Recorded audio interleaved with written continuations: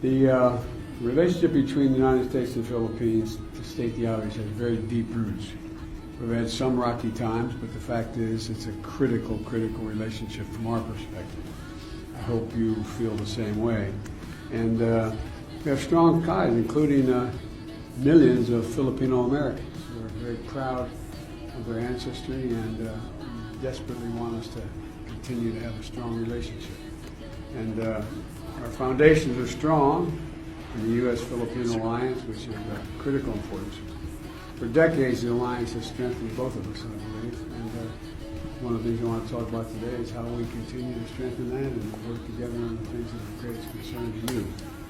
Today, I look forward to discussing the opportunities for a wide range of issues, including COVID-19 recovery, energy security, renewable energy. I was impressed with the work you did on windmills and a whole range of other things. You and I both think that's the future. We can do a lot. We can do a lot together. I'm desperately interested in making sure we do. In addition, I expect we'll discuss the South China Sea and disputes in critical global throughway.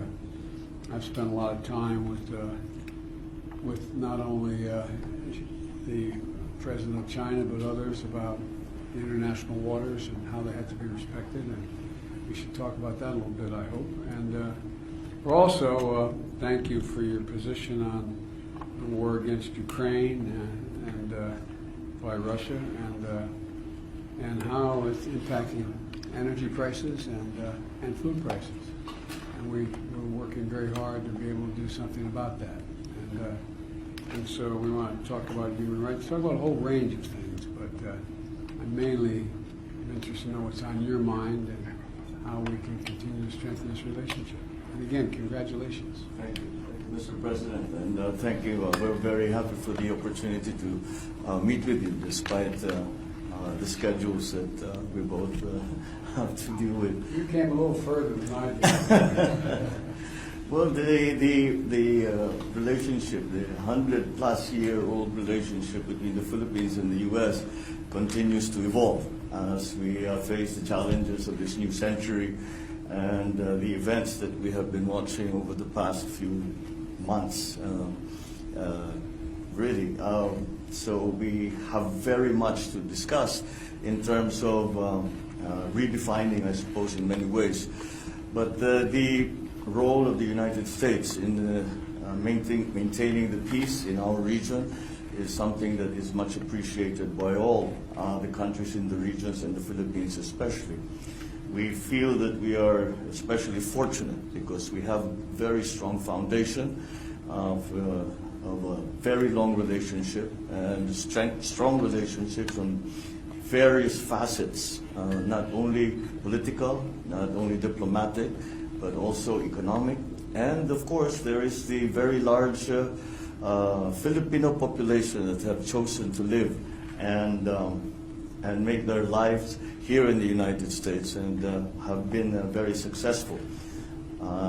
Again, we would like to thank the United States for the massive help that we received during the pandemic with the provision of up to 35, almost 36 million doses of vaccines very early on, ahead of some of the other countries, and for that we are very, very grateful.